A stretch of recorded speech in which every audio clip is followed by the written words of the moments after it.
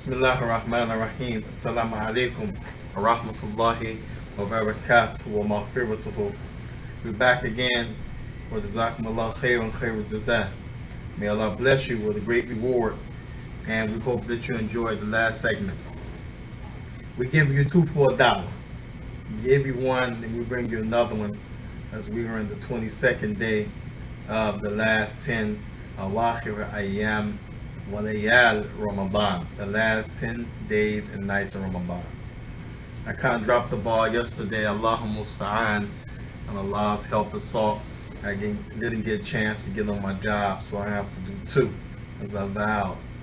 And when I say vow, I didn't make an oath, but I made a solemn decision to do one a day. That way I will have some type of benefit that I'm giving each day in these last 10 days of Ramadan. Since we're on vacation at Marcus Safinatul Nur, we're not doing any classes, no traveling, so we thought we'll bring some live duruus from the debate from your brother, the blind Sheikh Ukasha. Barakallahu fiqh. In this segment, inshallah tabaraka wa ta'ala, we're going to talk a little bit about the issue of salat, because this is a month of salat, a month of messing up my words, power, a month of salat, a month of tilawat, the Quran, reading the book of Allah, a month of sadaqah, giving charity, a month of sabr, patience, restraint. So we can take a lesson from any one of these directions. We choose to talk a little bit about the salat. The salat, as it relates to both the imam and the followers, will give a few points from each perspective. As we talk about the salat, and we should remember the statement of Allah Tabaraka wa Ta'ala when He says, "Hafidhu ala salawati wa salati al-wusta wa qumu lillahi qanitin." Now, where Allah says, "Hafidhu ala salawati," be mindful, guard the time of prayer and all of the things that go with the prayer. Yani your tahara, your purification, guard it. Meaning, don't be negligent in it. So Tabaraka wa Ta'ala mentioned, وَإِذَا قُمْتُمْ إِلَى الصَّلَاةِ فَاغْسِلُوا وُجُوهَكُمْ وَأَيْدِيَكُمْ إِلَى الْمَرَافِقِ وَامْسِحُوا بِرُؤُوسِكُمْ وَأَرْجُلَكُمْ إِلَى الْكَعْبَيْنِ. When you get ready to wash, or you believe for the salat that you intend to pray, then you start by washing your faces. And then you wash your hands up to the elbow in Arabic. Not just the hand, which we know typically the palm and the fingers and so forth, but rather from the fingertip to the elbow. This is what's meant and understood by hand in Arabic. And then upon washing that part, you're going to wash your feet, and you're going to wash your head by wiping it lightly, inshallah ta'ala. This is part of Hafidhu ala salawati. This is part of Hafidhu ala salawati, protecting and guarding the salat. Because the Prophet sallallahu alaihi wasallam, he mentioned in the hadith in Sahih Muslim on the authority of Ibn Umar, Abdullah ibn Umar, the son of Umar ibn al-Khattabi, he said that the Messenger of Allah sallallahu alaihi wasallam said, "La yakbalu salah la yakbalu salah ahadukum idha haddatha hatta yatawadda," or kama qala. And that is, none of you have a salat that will be accepted. In one narration, la yakbalu Allah salat. In another wording, Allah won't accept from you your salat, which they carry the same meaning. You won't have a salat accepted, meaning Allah won't accept from you that salat when you break your ablution, when you break your state of purity until you renew it by making ablution again. So when you go to the bathroom, when you do the number one, you do the urination, al-bawl, Or you do number 2, al-gha'itu. You do that which is defecation. أو الخروج من يعني ماذا الريح من الدبر. Or you have what we like to laugh about. Somebody makes a burnt fart. All of those things require wudu. Have to make ablution. So here, this is part of preserving your salah, that you keep your purification. And we understand for the sexual defilement, kharuja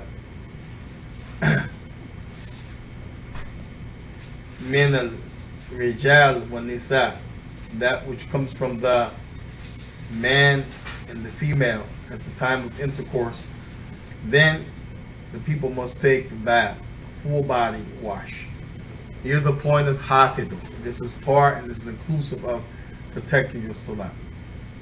Allah mentioned salawat because there's plurality here, meaning the fajr, the morning prayer, al-dhuhr, the noon prayer, al-asr, the afternoon prayer, the maghrib, and the salat al-isha. You have al-fajr. Some people say salat al-fajr. No, not fajr, fajr. If you say fajr, this means wicked. So if you say salat al-fajr, you're praying the salat, the wicked salat. This is the meaning. No, fajr. And then you have al-dhuhr, the noon prayer, when the sun is at its highest zenith, highest point of the zenith, straight up in the air. Then al-asr, when it has declined, when the shadow is even with the thing that has a shadow. And then al-maghrib, not maghrib, some people say maghrib, maghrib. That's when the sun has declined, ghurub al-shams. And then al-isha, some people say isha. No, it's not isha, it's al-isha'a, al-isha'a, the night prayer. Those are the salawat, 5 daily prayer. So Allah said protect those prayer by its time being proper, by the purification being there, and all of the things that lead to having a good salat. Wa salat al-wusta, in the middle prayer. And the Sahaba, they agreed that wusta here means salat al-asr, the middle prayer, which wusta in Arabic means middle. Allah said wa salat al-wusta, and more so the middle prayer, because this is when everybody's busy. People are getting off work. There's a rush hour jam. These people rushing to get ready, getting their things for the night party. Walayadu billah. Everything's going haywire. It's about to jump off around that time of Asr. So Allah emphasized that, not to exclude the other 4, but to highlight was salat al-wusta. And at this time, when things are going really crazy, then stand in devotion, stand in that type of obedience for Allah wa ta'ala in the salah. So this is a month of salah that the Muslim should pray the 5 daily prayer. As many people like to pray salat al-tarawih, the extra prayer, but they may lag in praying the 5 daily. You should tighten up on your 5 daily and pray in addition to that which is at-tarawih, the prayer that is known to be the Ramadan prayer. That prayer, Allah wa ta'ala's Prophet sallallahu, he mentioned, which is in the Bukhari and Muslim on the authority Abu Hurairah radiyallahu ta'ala anhu, قال رسول الله صلى الله عليه وآله وسلم إن الله لا, not that hadith, I'm citing another hadith. Well, he said, خير صفوف الرجال أولها وشر صفوف الرجال آخرها وخير صفوف النساء آخرها وشر صفوف النساء أولها. متفق عليه. This hadith is in the Bukhari both and in the Muslim. With the Prophet sallallahu alaihi wa alihi wa sallam tasliman kathira, he said, the best rule for the men to line up for salat behind the imam is the first row. And the second thing that he mentioned is that the worst role for the man is the last row. And then the Prophet, he went on to say, and the best role for the nisa, meaning the ladies, is the last role, and the best the best role for the nisa, naam, is the last role, and the worst role for the nisa, meaning the ladies, the women, is the first role. We explained this hadith before, because there's a misconception around this hadith. Imam Amir al-San'ani, the author of Subul al-Salam, Sharh Bulugh al-Maram, Ibn Hajar al-Asqalani, the great scholar from Yemen, he mentioned in his explanation about this hadith some benefits that will help us understand the misconception, how to deal with it. He said, خير صفوف الرجال أولها, that the first role, the best role for the men is the first role. He said, أي أكثره أو أكثرها أجرا, أكثرها أجرا, that it has the most reward, meaning that first role. Therefore, if it has the most reward for the men who line up in it, then it has to be the best for the men, because that which gives you the best in reward, that which gives you the most in religious and physically reward from Allah, then by default, by common sense, by that which is His, by nature, we understand it is the best. Just like Allah Tabaraka wa Ta'ala said, وَمَنْ يَبْتَغِ غَيْرَ الْإِسْلَامِ دِينًا فَلَنْ يُقْبَلَ مِنْهُ وَهُوَ فِي الْآخِرَةِ مِنَ الْخَاسِرِينَ. Whoever chooses a way other than Islam, or makes a decision for a religion other than Islam, then it will never be accepted from that individual. Why? Because that one, in the hereafter, he will be of the losers, because everything other than Islam is the worst.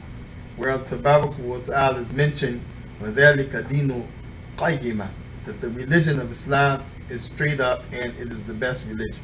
So likewise, the best reward for the man is the first role. Anything that is high in merit or the highest, then naturally that's going to be and should be the first choice, and that first choice for that reason is the best. So the Prophet's statement that the first role for the men is the best, meaning it's the best because it is the most for them in ajr, the most sought reward. Then the Prophet ﷺ said, and the worst role for the men is the last role. And the Shaykh, he said, أي أقلها أجرا, أقلها أجرا, it is the least in reward.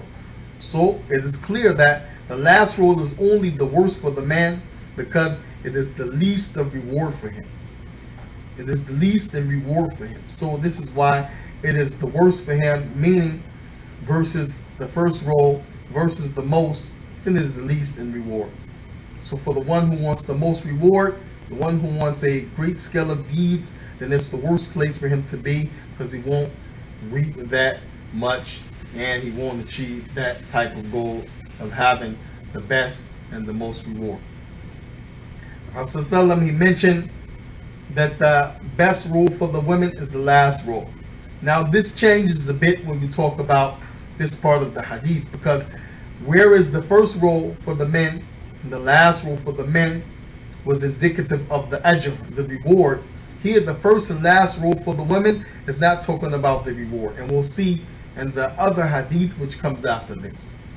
Rather, the best and last role for the women is indicative of being the safest from tribulation, the safest from being tried by the weakness and the strong love and desire for women by men.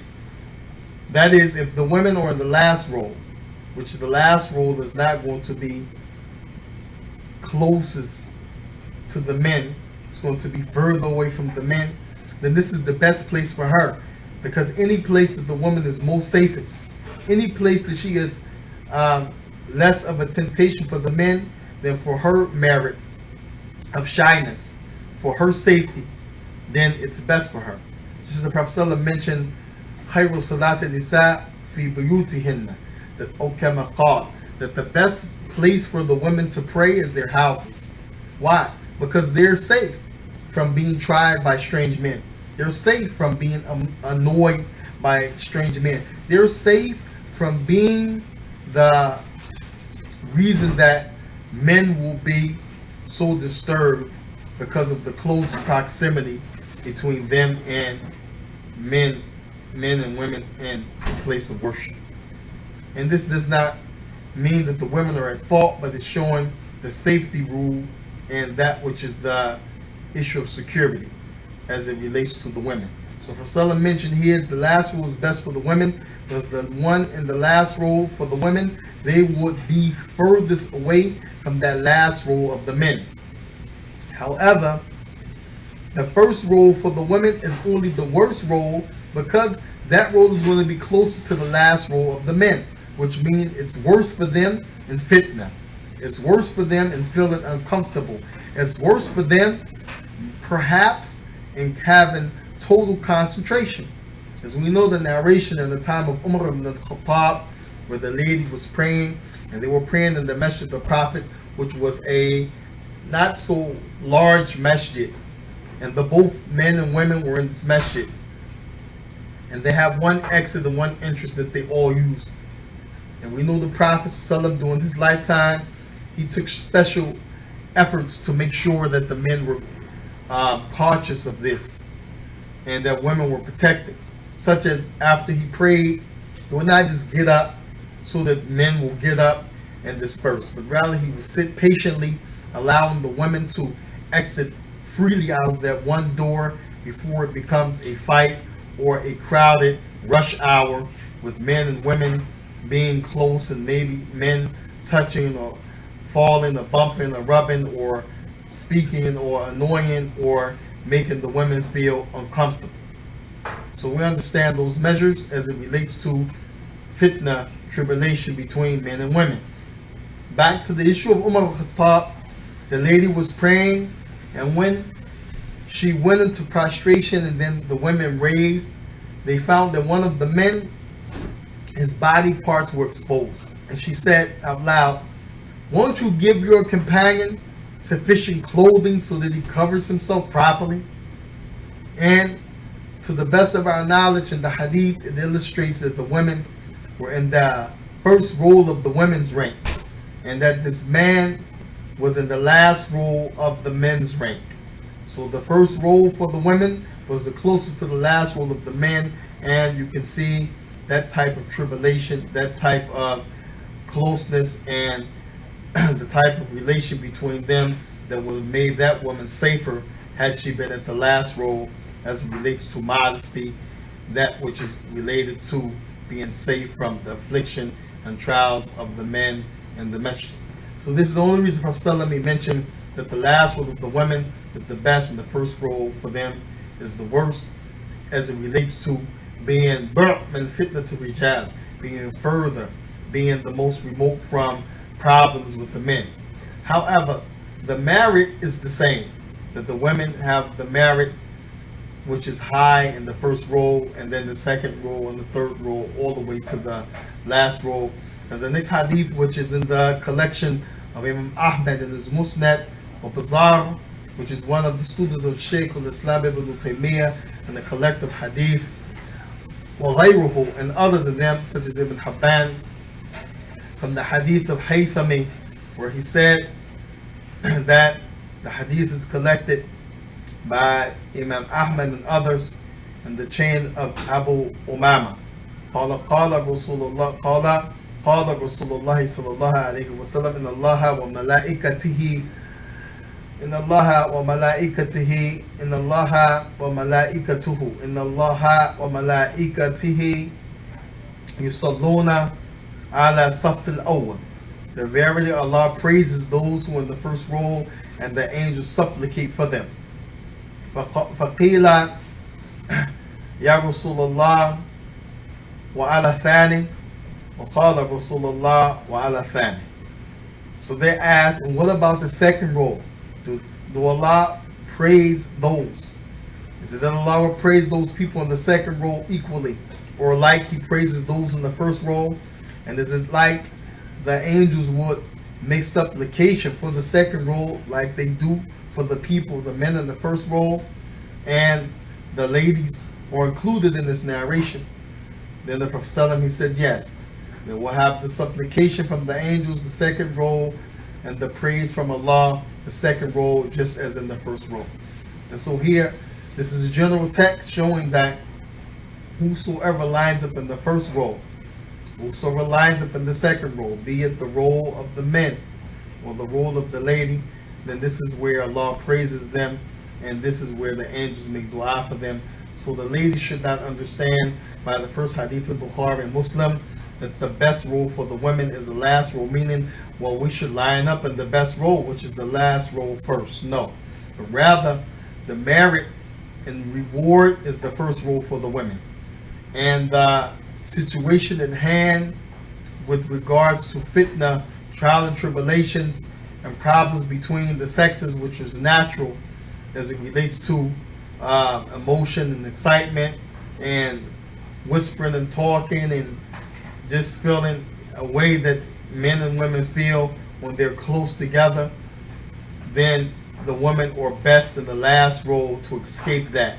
But not that they should line up in the last roll, then the next to the last roll, then the next after that, then the next, until they reach the first roll, and then that first roll is the last roll to be receiving merit. No, the first roll is the first roll to receive merit, and then the second roll and the third, and whichever happens to be the last roll, then the merit is the least amount in that roll, while they are the safest from the trial and tribulation of the men, as the masjid is a place of worship, and it should be maintained in the hearts of the believers.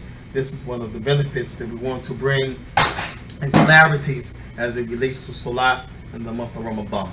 Also, the hadith of the Prophet ﷺ, which is collected in the Bukhari and others on the authority of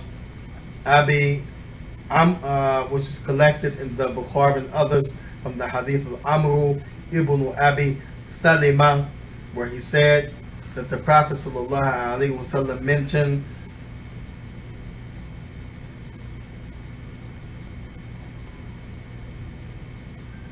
alayhi salatu wasalam,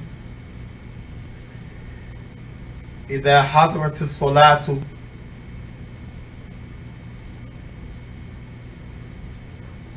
إذا حضرت الصلاة فيؤذن أحدكم للصلاة وليؤمنكم أكثرها قرآنا كما قال. He said, when the time of salah has entered, when that time for prayer has arrived, it's present now, then let one of you call the adhan. Let one of you give the call to prayer. Allahu Akbar, Allahu Akbar, Allahu Akbar, Allahu Akbar, to the end of that call to prayer. And then let the one who has the most amount of Quran from amongst you lead the salah. So here this hadith of the Prophet ﷺ shows two things, rather three. Number one, the salat again cannot be prayed until the time of that salat is in. إِذَا حَضَرَتِ الصَّلَاةُ, when the salat has become present, the salat time has come in. فَيُؤَذِّنْ أَحَدُكُمْ. Secondly, then a person should call the adhan. And wallahi, we understand that from amongst the Arabs, there are those who have a nice voice, but he's breaking the rules. If the rules call for 4 second, or as they say, arba harakatin, the length of 4 letters being pronounced. If this is the rule of pronunciation, let it stay at 4. Don't make it 5 because it's going to sound better, 6 because it's going to be very beautiful. No. And we understand that, like from amongst the converts, especially from the African Americans, we come out of a generation or a background from our culture of Motown and the OJs and the Stylistics and the Temptations and all of these singers, where we like to croon. like to, have a nice song, and we like to sing it in that way. But the adhan shouldn't be made like that. Prophet Sallam said, إِذَا حَضَرَتُ الصَّلَاةُ فَيُؤَذِّنْ أَحَدُكُمْ, meaning the adhan which is legislated in Islam. And not that the person is going to say, Hayya ala salah.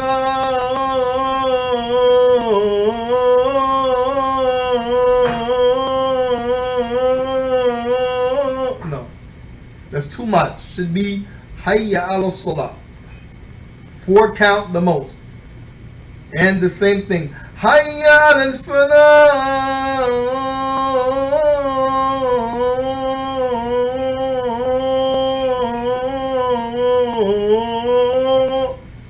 Too much.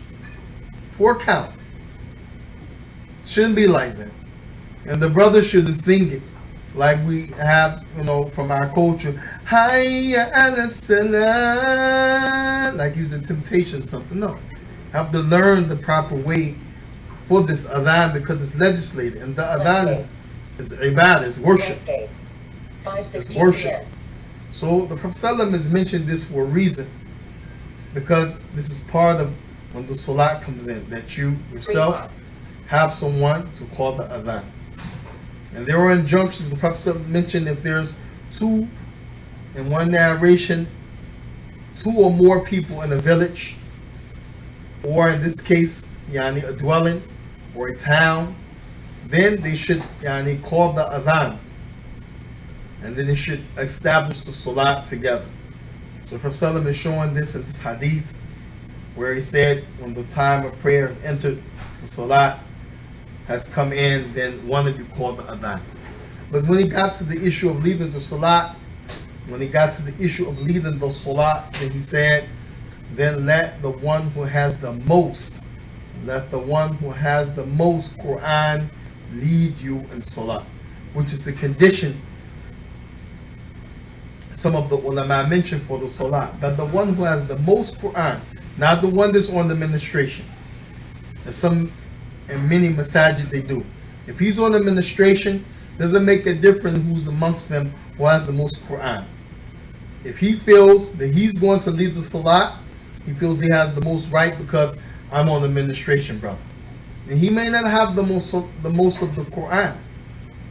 Rather, his Quran might not be proper. Let alone he has the least amount. Prophet said, let the one who has the most Quran lead you, because he has the most right. And some narrations, it includes the one who has the most Quran and the most age, showing seniority along with the Quran. And not just, that brother, he's the oldest, but he's the most jahil. That brother, he's the oldest, but he's the most sinful.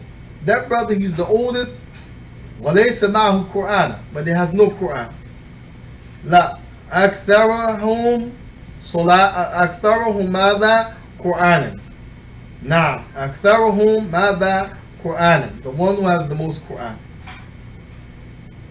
And the scholars, they mention from the likes of hadith, if they all have the same amount of Quran, then you go to the one who has the most age. We have the same amount of Quran. Okay, let's see who's the oldest. If we have the same age group and we're the same age, then who made the migration? Who entered Islam first?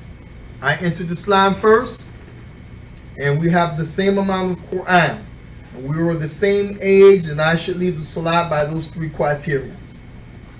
If he has the most Quran, but I'm older than him and I came to Islam first, then he should lead the salat, because the first criterion, the first shart is that who has the most Quran based upon this hadith.